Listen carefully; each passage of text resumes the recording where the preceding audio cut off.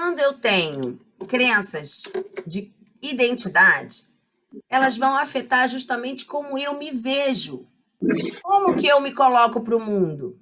São aquelas pessoas que têm dificuldade em falar o que pensam, em se posicionar, que têm medo da opinião do outro, pessoas muito tímidas, pessoas que têm muita vergonha, pessoas que acabam deixando de viver coisas preocupada com o que a pessoa alheia vai pensar. Isso está diretamente ligado à crença de identidade, tá? A maior parte das pessoas tem crenças na identidade. Está ligado à formação da personalidade da pessoa. Depois, a gente tem as crenças de capacidade. O que eu me sinto capaz, o que eu faço, o que eu sou capaz de fazer. O que acontece, gente? Eu tenho ali o gráfico, mas eu vou desenhar aqui. Isso aqui é um quadro. Estão conseguindo ver? Dá para ver aí? Então, a identidade, a capacidade e o merecimento. Quando a pessoa tem feridas emocionais na identidade, eu costumo dizer que as feridas emocionais são aquelas dúvidas. Lembra que eu falei mais cedo? Mas será que eu sou querida?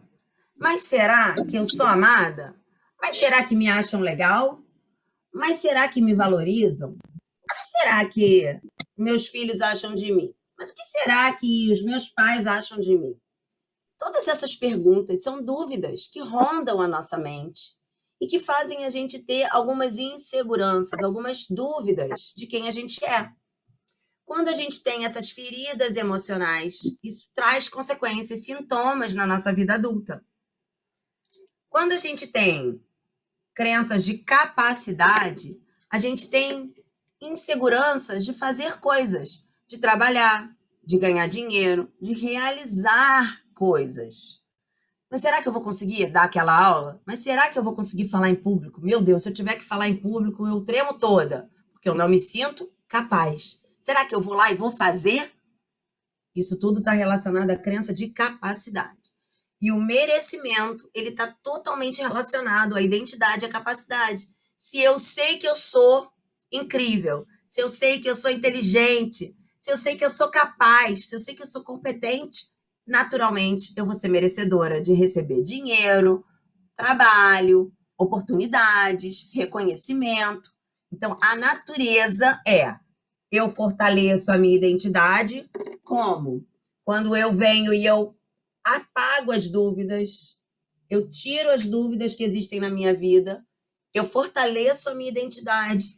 Naturalmente, eu me sinto capaz, porque se eu sei que eu sou inteligente, se eu fui lá e me preparei, naturalmente eu vou me sentir capacitada. Então, se eu tenho a minha identidade fortalecida e eu tenho a minha capacidade fortalecida, naturalmente chega o merecimento. Vocês entenderam o que eu estou falando? Deu para entender? O que acontece? Quando a pessoa tem fratura aqui, ferida emocional aqui, fratura emocional aqui, a gente vê o quê? Pessoas disfuncionais compensando na capacidade ou no merecimento. Como que funciona? Pessoas que não se sentem sendo, e aí elas acabam fazendo. Se pudesse pedir para quem está com o microfone aberto fechar. Gente, fecha o microfone quem não está falando, porque está fazendo muito ruído. Não sei se a gente consegue mutar aqui. Eu consegui, peraí. Pronto. Então, o que acontece? Pessoas que compensam no fazer. Existe compensação no fazer e existe compensação no merecer, no ter. Aqui é o ter, tá? Aqui é o fazer, aqui é o ter e aqui é o ser. Então, são pessoas que vão fazer, não param de fazer. Estão sempre fazendo algo. São aquelas pessoas que estão exaustas, mas elas estão fazendo algo. Alguém conhece alguém assim? Eu já fui assim. Eu precisava estar com a minha agenda lotada. Eu não tinha tempo para ficar com meu filho, eu não tinha tempo para cuidar da minha casa, eu não tinha tempo para cuidar de mim, mas eu tinha uma disfunção aqui, que eu mudei a minha vida. Eu tratei, eu ressignifiquei as minhas crenças, eu fortaleci a minha identidade e hoje eu tenho tempo para fazer minhas coisas, eu tenho tempo para estudar, eu tenho tempo para estar com meu filho, eu busco meu filho na escola todos os dias. Antes eu não me permitia, Por quê? Porque eu tinha uma insegurança tão forte aqui que eu precisava fazer para me sentir sendo. Porque eu dizia, se a minha agenda tá lotada é porque eu sou boa. Mas eu sei que eu sou boa. Eu sei que eu sou uma ótima profissional. Eu estudo há anos. Eu me dedico, meu consultório tá sempre um paciente indicando o outro. Como que eu não vou saber o quem eu sou? Na hora que eu sei quem eu sou, eu posso parar de fazer. Entenderam? Aqui, pessoas que compensam no ter. Pessoas que não têm uma situação para ter algo, mas vão lá e fazem. Se endividam para ter uma bolsa de marca, usam bolsa fake, porque querem ter. Por quê? É no ter que se garantem, porque não se garantem na identidade. Eu sei que eu estou falando uma coisa que é muito profunda, mas é a realidade que chega no consultório. E quando a pessoa não procura ajuda, a coisa vai só se agravando. Então, opa, peraí. Eu tô disfuncional aqui? Eu tô disfuncional aqui? Eu conheço alguém que tá disfuncional aqui? É bom cuidar enquanto a coisa é pequena. Tudo tem tratamento, né, gente? Crença, a gente pode ressignificar as crenças em qualquer idade, qualquer etapa da vida. Quando é criança é mais fácil? É. Mas quando é adulto também é possível, tá? Alguém quer falar? Achei que a Riete levantou a mão, não? Não? Querem falar? Posso seguir? Então vamos lá. Quando crianças, experienciamos as experiências que vivemos, os sentimentos que experimentamos e as memórias que criamos acabam por definir os nossos valores e as nossas crenças primárias. Então, o que é isso? Tudo que a gente vive na infância, que a gente vê nossos pais, nossos avós, nossos tios, coisas que a gente viu, que a gente ouviu e que a gente sentiu, formam as nossas crenças de identidade, de capacidade e ou de merecimento, tá? O que é isso? Coisas que, por exemplo, os pais têm hábitos e esses hábitos muitas vezes são inconscientes, os pais não percebem. Ontem eu estava ajudando uma pessoa que eu atendo a ressignificar uma crença que a mãe dela achava que mulheres dirigiam mal. Ela tinha 5 irmãos, né? Irmão e irmã. A mãe só dava carro para os irmãos, para os homens. As meninas não tinham o direito de ter o carro. Ela formou uma crença que mulheres dirigem mal. Ela tem 50 e tantos anos e até hoje ela não consegue dirigir. Ela tem carro, ela já fez autoescola, ela tem carteira, mas ela não tem coragem de pegar o carro e sair sozinha. Um exemplo para vocês, bem fresco na minha memória. Por quê? Porque tem uma crença. Mas ela falou para mim assim ontem: mas, Fabiana, a crença não é minha. Eu acho que eu dirijo bem, mas eu não consigo dirigir. A crença é da minha mãe. Mas a gente fala na psicologia que existe uma coisa chamada transgeracionalidade. A geração, a cultura passa de geração em geração, mesmo sem ser dito. A mãe nunca disse para ela que mulheres dirigem mal. Mas a partir do que ela viu, do que ela ouviu e do que ela sentiu, ela fez essa conclusão, passa a ser uma verdade absoluta que rege a vida. E rege a vida mesmo. Crenças são autorrealizáveis. Você não precisa fazer nada que ela vai acontecer. Então é muito bom que a gente forme crenças boas, porque se é autorrealizável e eu tenho uma crença boa, eu vou atrair isso para minha vida. Vou dar um exemplo de uma crença boa. Uma criança, as crenças elas são principalmente formadas até 12 anos, tá, gente? Depois formam crenças? Formam, mas até 12 anos é muito. Então, a gente tem que tomar muito cuidado com o que a gente diz para os nossos filhos. Então, vou dar um exemplo. Uma criança que tem o pai e a mãe que saem para trabalhar todos os dias. Se essa criança diz, meu pai e minha mãe saem para trabalhar todos os dias porque eles têm uma missão de salvar o mundo e eu vou ser como eles, também vou ter uma missão de salvar o mundo. Forma uma crença fortalecedora. Essa criança se sente pertencente a essa família e ela está criando uma crença boa, ela tem uma missão de salvar o mundo, ela vai estudar, trabalhar para fazer algo para a humanidade. Agora, vamos imaginar essa mesma criança que diz o seguinte: meu pai e minha mãe saem para trabalhar porque eles não se importam comigo, o trabalho é mais importante que eu. Conheço várias pessoas que pensaram isso em algum momento da vida. Essa criança se sente excluída e ela forma uma crença de rejeição. E essa crença, gente, crença é autorrealizável. Essa crença vai atrair para a vida dessa pessoa situações onde ela vai realmente se sentir rejeitada. Relacionamentos que não dão certo, demissões, situações ruins para a vida, tá? Eu costumo fazer um desenho que é o seguinte: o nascimento está aqui, o hoje está aqui. Até 12 anos se forma uma crença. Dentro de uma crença, a gente tem o quê? Um significado, a explicação que a pessoa dá para aquela história. Ah, meu pai e minha mãe saíam para trabalhar porque tinha uma missão. Meu pai e minha mãe saíam para trabalhar porque não se importavam comigo. Isso é o significado que a criança dá. Vamos lembrar, a criança ela não tem discernimento. Ela está na realidade psíquica dela, o que passa dentro da cabecinha dela. Então, nem sempre é a realidade. Que aquele pai e aquela mãe podiam sair para trabalhar para dar o melhor para aquela criança, para poder ter o que comer, para poder pagar uma escola boa. Então, não necessariamente é a realidade, mas é o que a criança dá o significado. Então, ela tem um significado e ela tem uma emoção. Toda crença tem um significado e uma emoção. Quando a gente fala ressignificar, que é uma palavra que está muito em alta, é o quê? É vir aqui e dar um novo significado com uma nova emoção. E isso muda a história da vida da pessoa, de verdade. Eu sou especialista em ressignificação de crenças. E o que eu vejo de gente mudando a sua vida é muito grande. Muitas pessoas. O que acontece? Lembra que eu falei que a crença é autorrealizável? Uma vez a crença instalada, ela vai repetir um padrão por toda a vida. Até que chegue num trabalho emocional e corte isso. Na hora que você muda o significado e muda a emoção. Senão, a gente vive a vida repetindo histórias. Quer ver exemplo? Pessoas que entram em relacionamento e são infelizes. Aí termina o relacionamento, muda, a história se repete. Mas espera aí, mudei, é outra pessoa. Mas tem algo que se repete. Não é a mesma situação igual, mas tem algo que se repete. Aí você fala assim, não, vou fazer diferente. Aí, sei lá, trabalho, situações que se repetem. Vocês conhecem gente assim? Eu conheço aos montes. Isso é a crença. É a crença que está guiando a vida, regendo a vida da pessoa.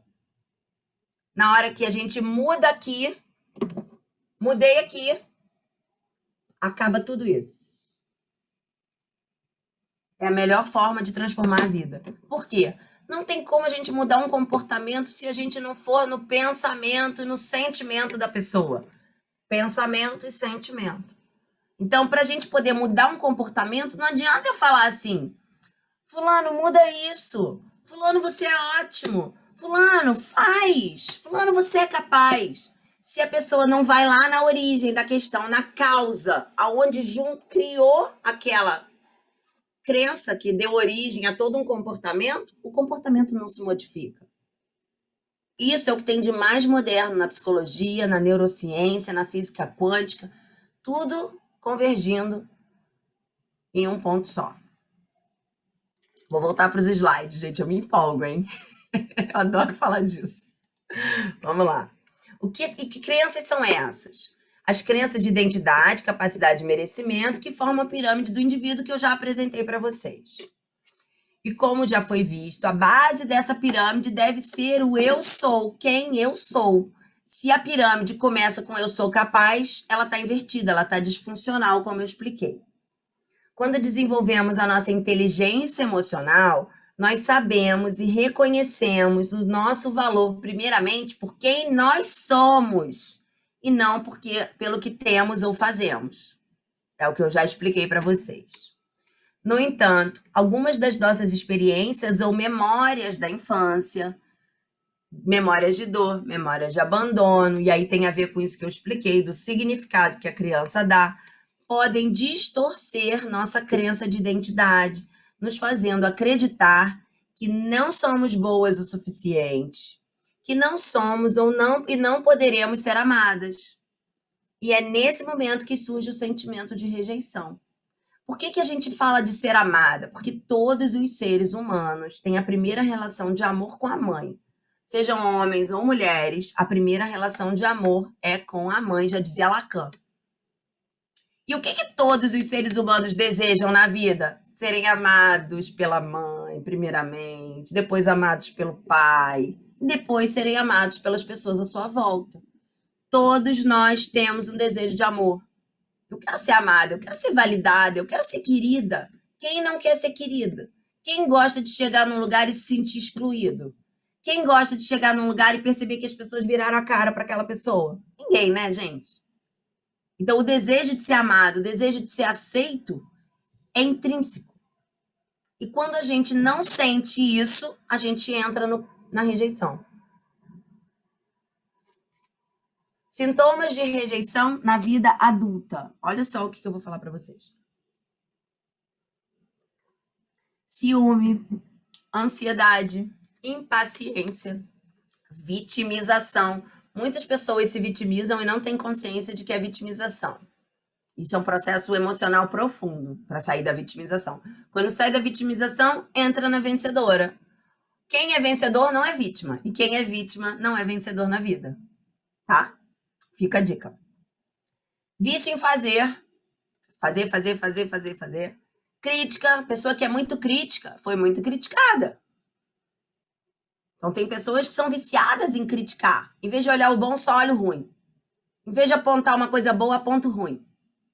Medos, arrogância, orgulho. Orgulho, gente, é um muro de defesa para não ser rejeitado de novo. A pessoa que um dia acha que foi rejeitada, ela cria um muro para que ninguém chegue perto. Arrogância, prepotência, autossuficiência. Eu não preciso de ninguém. Quando eu digo que eu não preciso de ninguém, eu não corro o risco de que alguém se aproxime, porque se alguém se aproximar e eu não me sentir amada novamente, vai doer muito. Então, eu prefiro dizer que eu não preciso de ninguém. É defesa. Culpa.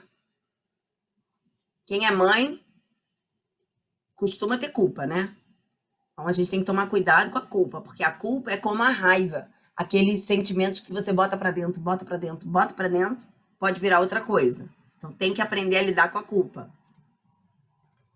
Inferioridade, sentimento de inferioridade. Pessoas que acham que não são tão boas, que acham que o outro sempre é melhor.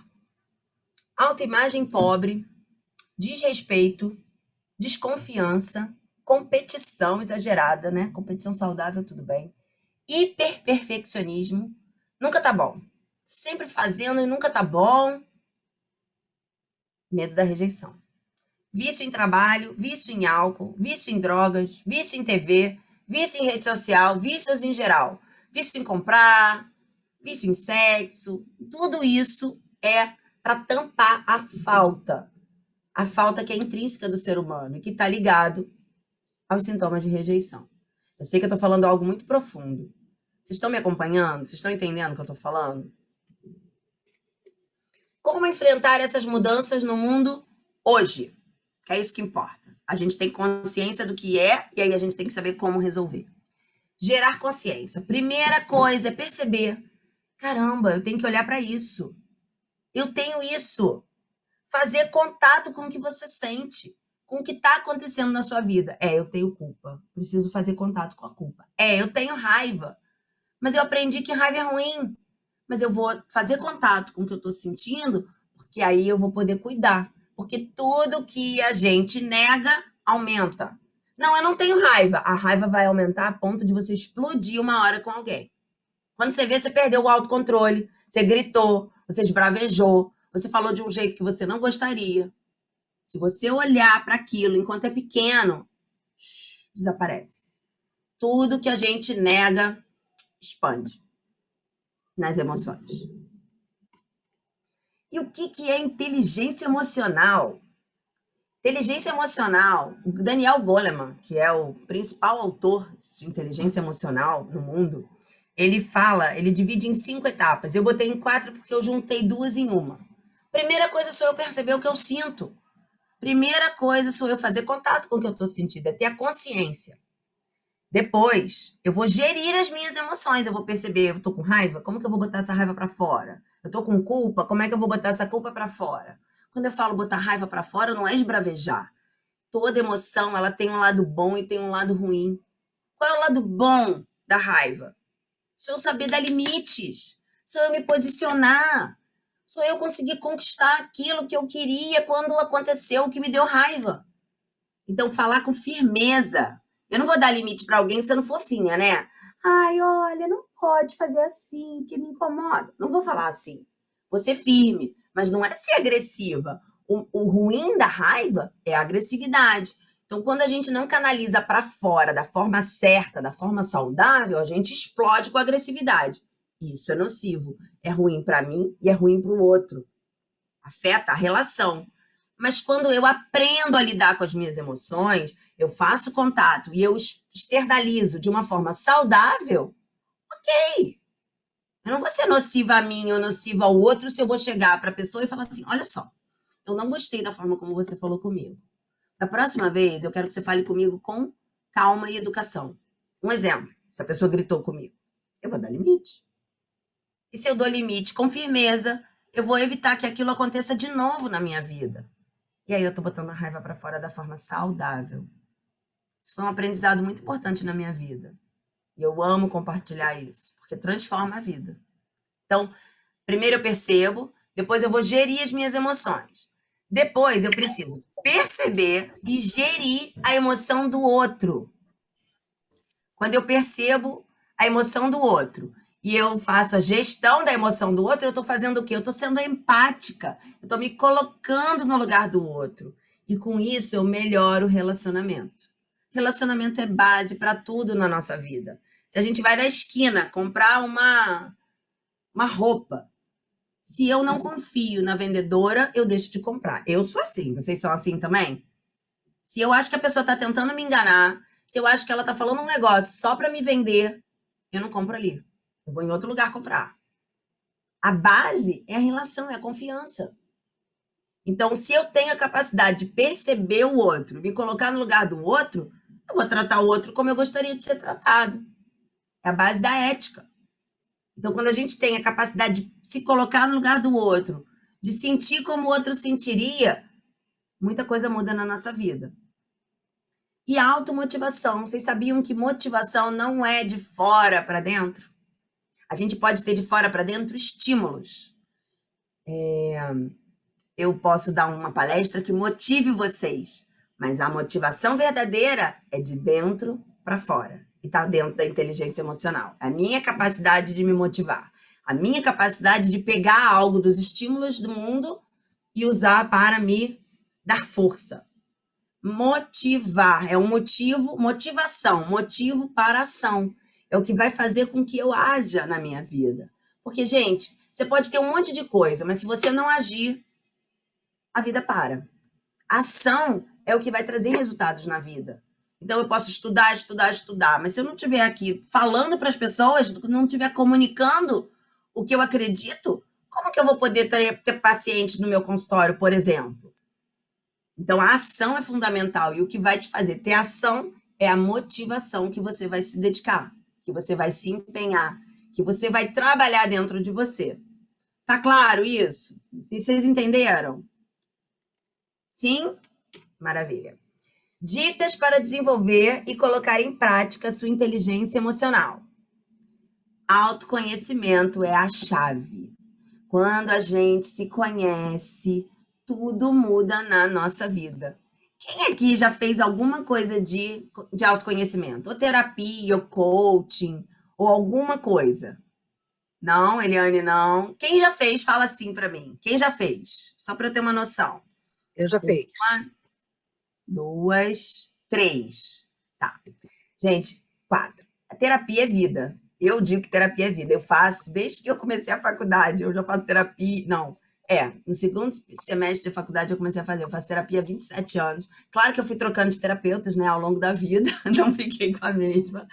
Mas eu não largo. Eu digo que até eu morrer eu vou fazer terapia, que é bom demais. Tem um espaço para você falar de você, para você aprender sobre você.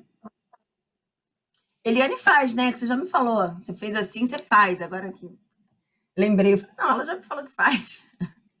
Bom, Como desenvolver o autoconhecimento? Terapia não é a única forma, tá? Psicoterapia é uma delas. E aí, o que é a terapia? É um espaço que você pode fazer semanal, quinzenal, aí vai depender da tua demanda e da conversa com o profissional, onde você vai combinar qual é a frequência. O coaching integral sistêmico, gente, é extraordinário. Eu sou apaixonada pelo coaching. Olha, é muito comum você ver psicólogos falando mal do coaching, né? Eu já vi muitos. E eu mesma, antes de conhecer, fui já meio nariz em pé, assim, com coaching. Aí eu fui conhecer, porque eu gosto de primeiro conhecer para depois poder julgar, para depois poder criticar. E foi muito extraordinário. Em 2015, eu fiz uma outra formação em coaching que não me encantou como o integral sistêmico. Mas o coaching integral sistêmico, ele trabalha a vida como um todo. E essa metodologia que eu usei com vocês, do mapa de autoavaliação sistêmica, é do coaching integral sistêmico. É muito interessante mesmo. Eu sou Master Coach integral sistêmico e isso fez toda a diferença na minha vida pessoal. Quando eu falei para vocês que eu mudei as minhas crenças de identidade, mesmo fazendo terapia há anos, foi junto com o coaching, a terapia com o coaching, que fez essa transformação na minha vida. Então, eu tiro o chapéu para o coaching. O coaching terapia em grupo é um projeto meu. O que é isso? Eu desenvolvi uma metodologia onde eu trouxe o meu olhar psicológico, a minha escuta psicológica, para dentro de um processo de coaching em grupo. Eu também faço o coaching terapia individual, tá? Eu também faço. Tem algumas pessoas que escolhem, por quê? Eu não deixo de ser psicóloga quando eu entro num processo de coaching. Quando eu entro num processo de coaching, a minha escuta, meu olhar, tá junto. Então, o meu processo, ele leva um pouco mais de tempo, porque eu gosto de ouvir a pessoa, saber como ela chega. E aí, a partir daquilo é que eu vou construir como vai ser aquela sessão. Eu não vou engessada, tá? Análise de perfil comportamental. Eu estou montando um grupo, gente. Se vocês souberem de pessoas que têm interesse, tem um grupo começando no dia 6 de julho. O grupo é muito legal porque é um valor muito acessível, é um valor que é 10% do valor do individual. Então, para pessoas que não têm condição de pagar, que querem fazer um processo bem profundo, bem rico, e não têm uma situação financeira muito favorável, o grupo é um valor, assim, muito, muito acessível. Então, é uma dica legal, tá? E também é muito legal porque, como tem outras pessoas que estão na mesma busca, você faz novas amizades.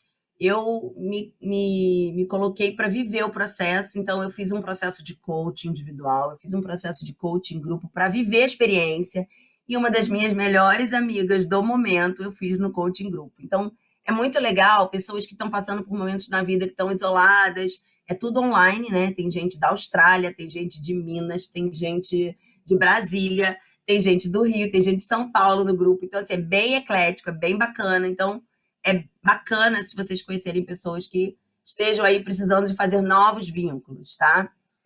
Análise de perfil comportamental é o quê, gente?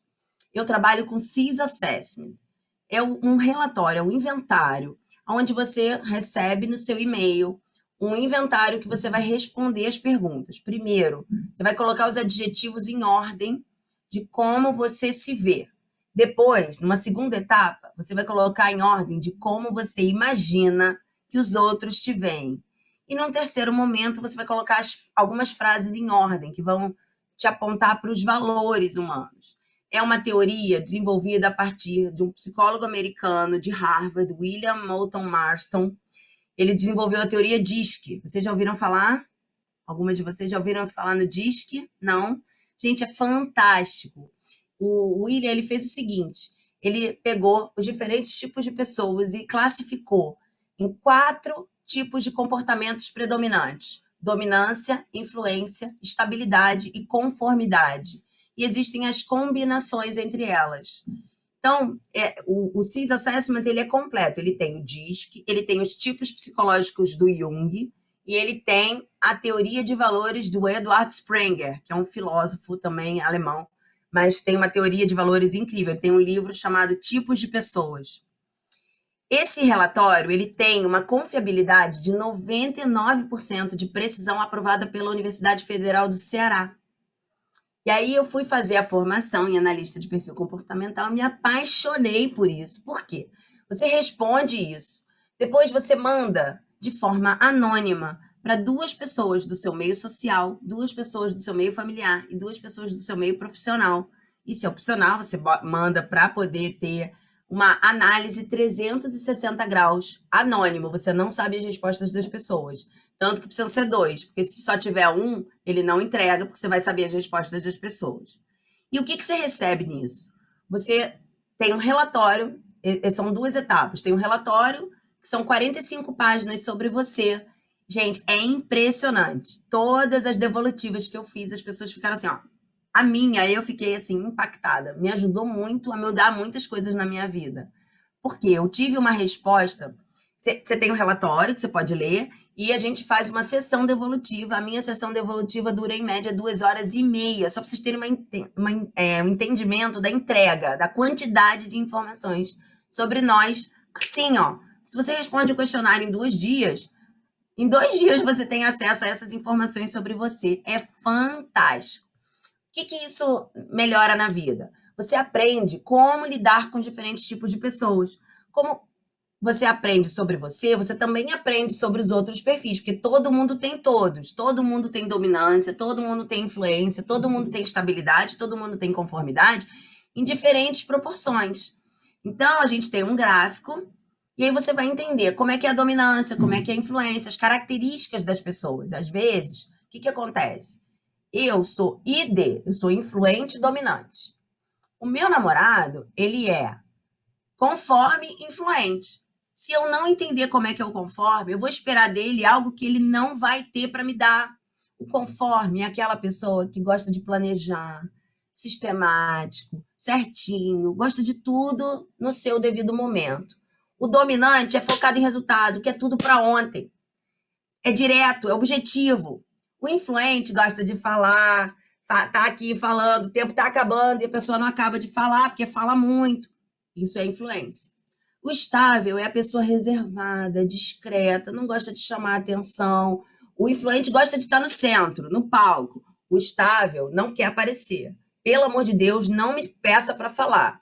Então, são diferentes características das pessoas. E quando a gente começa a entender como isso existe, como isso acontece, você começa a entender de pessoas. E aí, se eu sei que, por exemplo, vamos supor, Eliane tem uma estabilidade, eu não vou ficar puxando a Eliane para vir falar comigo aqui. Eu vou deixar ela reservada no canto dela. Se eu percebo que a pessoa é diferente do meu jeito e eu tenho inteligência emocional, eu vou fazer a leitura da pessoa e eu vou me adaptar para falar na linguagem que a pessoa entende. Então, se eu tenho um cliente que é autodominante e eu sou uma psicóloga, coach, com inteligência emocional e com saber sobre perfil comportamental, o que eu vou fazer? Eu vou me adaptar para falar na linguagem dele. Então, para médico, para dentista, para advogado, para todas as profissões, é muito rico. Porque se eu falo na linguagem do outro, eu alcanço meus resultados. Eu consigo aquilo que eu desejo. Então, isso, gente, é transformador. Quando eu tive a minha devolutiva, eu tive um insight tão fantástico na minha vida que eu percebi o quê? Eu sou influente. Mas na hora que eu me adapto, o adaptado é o quê? A essência é como eu sou na minha natureza. O adaptado é o que eu me esforço para ser quando eu acho que as pessoas querem aquilo de mim. Eu ia numa influência mais alta ainda. Aí o que a minha análise 360 graus me disse? As pessoas percebem a tua influência e elas não querem ela mais alta, elas querem igual. Aí eu percebi o quê? Que eu gastava uma energia para ser mais influente, porque era o que eu achava que as pessoas queriam de mim. Quando eu entendi isso, eu peguei essa energia e eu redirecionei para as outras áreas da minha vida. Eu ganhei muito com isso, eu comecei a ter muito mais resultado, eu comecei a ter muito mais foco no que eu fazia. Então, análise de perfil comportamental é extraordinário. O que eu tenho feito muito, que tem dado muito resultado, é para casais. Porque às vezes o marido fala uma língua, a esposa fala outra. E quando a gente entende a análise de perfil comportamental do marido, para as brigas. Você para de cobrar aquilo que você fica cobrando.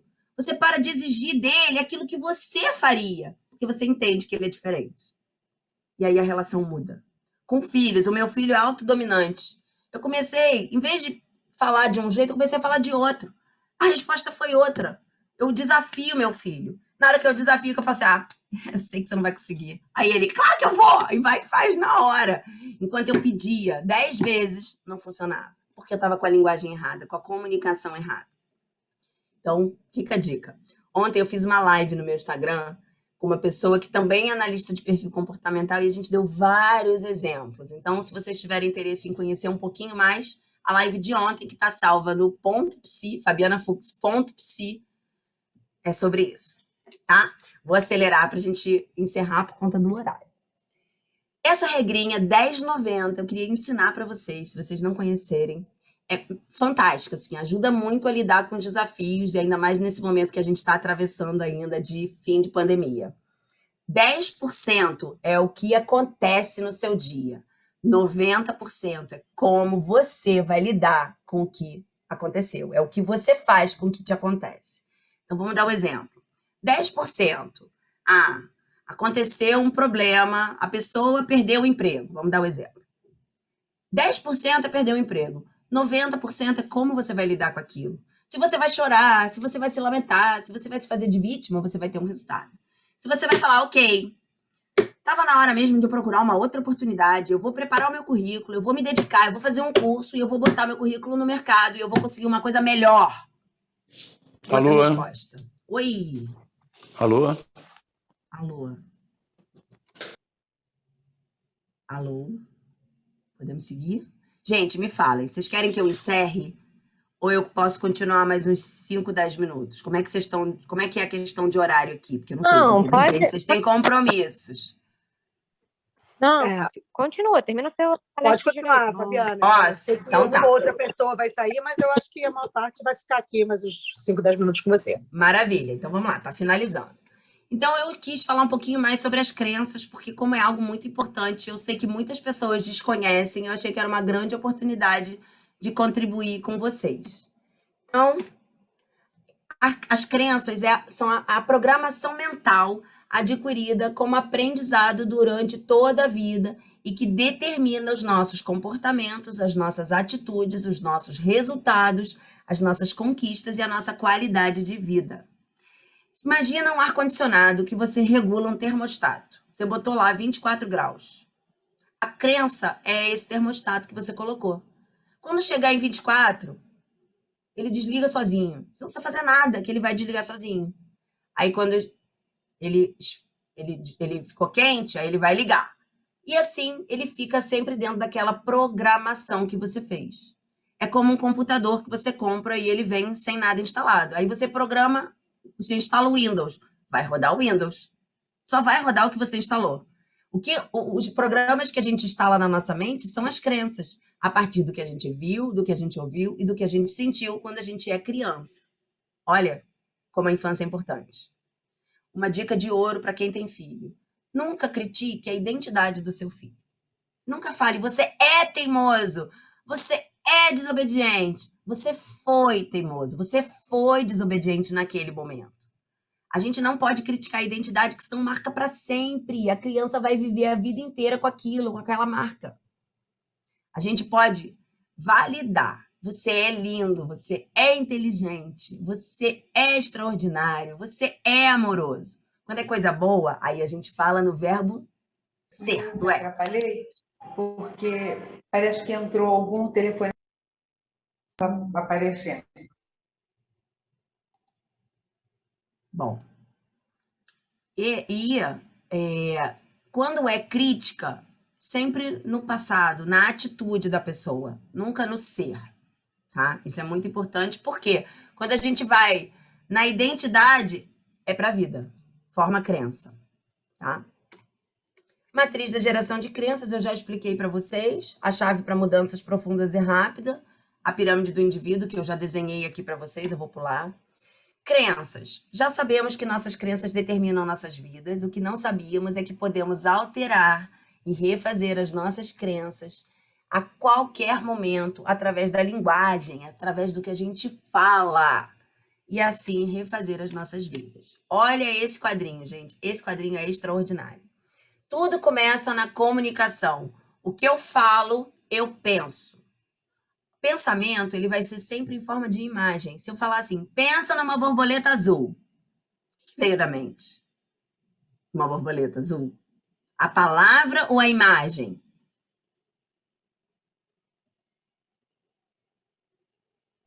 A imagem, né? A imagem. A nossa mente trabalha por imagem. A gente não vê a palavra. A palavra gera um significante, que é a imagem. Então, tudo que a gente fala, a gente faz uma imagem mental inconsciente. Se eu falo, meu filho é obediente, eu vou ter uma imagem do meu filho. Se eu falo, meu filho é teimoso, eu vou ter uma imagem do meu filho. Então, o que a gente comunica através da linguagem, a gente pensa. O que a gente pensa, a gente sente. Então, é comunicação, pensamento, sentimento. Se eu senti algo bom, eu formei crença boa. Se eu pensei algo ruim, senti algo ruim, crença limitante. Ou seja, as crenças começam na comunicação. É através da linguagem que a gente forma crenças. Então, muito cuidado com o que vocês dizem. Lembra no início que alguém falou da idade, que eu brinquei? Olha a autocrítica! Por quê? É a autocrítica que forma crença limitante.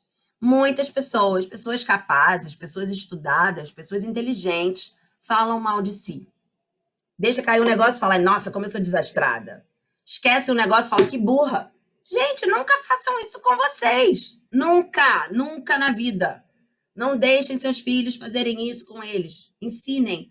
A gente não se autocritica nunca, never, jamais. Tá? Então, tudo começa na comunicação. Tudo que somos, fazemos e temos está registrado nas conexões neurais. Da mesma forma, tudo aquilo em que acreditamos, que sentimos, pensamos e falamos também ficam registrados nas nossas sinapses, que é a comunicação nos nossos neurônios, na nossa mente. Plasticidade neural é a capacidade que o nosso cérebro tem de criar novos caminhos. Então, quando a gente ressignifica uma crença, ele cria um novo caminho. A crença, eu digo que é uma estrada larga, com placas, com holofotes, com sinalização. O nosso cérebro ele tem dois objetivos: economizar energia e fugir da dor. Então, tudo que já está automatizado, que já tem um caminho lá iluminado, é mais fácil, economiza energia. Então, é muito fácil ir pelo caminho da crença. Quando a gente vai ressignificar uma crença, eu faço uma metáfora, que é pegar um facão e abrir o mato. Tem um mato fechado. Não tem uma trilha, não tem um caminho. E aí você vai lá, ó, abrindo o mato, pisando na estrada de terra. Depois você pavimenta, mas para isso, ó, repetição. A gente ressignifica a crença com repetição, repetição, repetição. Aí você vai criando um novo caminho. Amanhã, essa estrada de terra virou uma estrada asfaltada, com holofote, com placa, pronto, tá tranquilo. Mas precisa de um trabalho para conseguir fazer com que isso aconteça. E às vezes a gente não consegue sozinho, precisa de ajuda profissional. Então, esse fenômeno da plasticidade neural, que é a capacidade de criar novos caminhos, parte do princípio de que o cérebro ele não é imutável. A gente sempre pode mudar, uma vez que a plasticidade neural permite que uma determinada função do sistema nervoso central possa ser desenvolvida em outro local, como resultado da aprendizagem e treinamento. Então, ó, repetição, treinando, treinar até se tornar.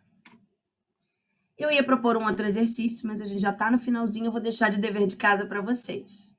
Matriz de crenças. Identifique os 3 piores pilares do seu mapa de autoavaliação sistêmica, aquele que a gente fez no início.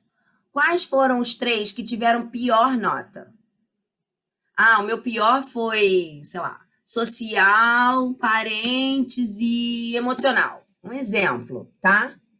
Quais resultados negativos você tem colhido em cada um? Aí você vai dizer, do social eu tô sozinha, me sentindo muito isolada. Do parentes, eu não me sinto amada pelos meus pais. E emocional, poxa, eu fico super nervosa com medo de sair na rua. Tô dando exemplos, tá, gente? Só para vocês poderem fazer o de vocês. Isso vai gerar o quê? Consciência. Quando eu gero consciência, eu faço contato e aí eu posso agir. O objetivo desse exercício é gerar consciência para vocês. Tá bom. Quero saber que fichas caíram. O que vocês acharam? Como foi essa experiência para vocês? que decisões vocês vão tomar na vida de vocês.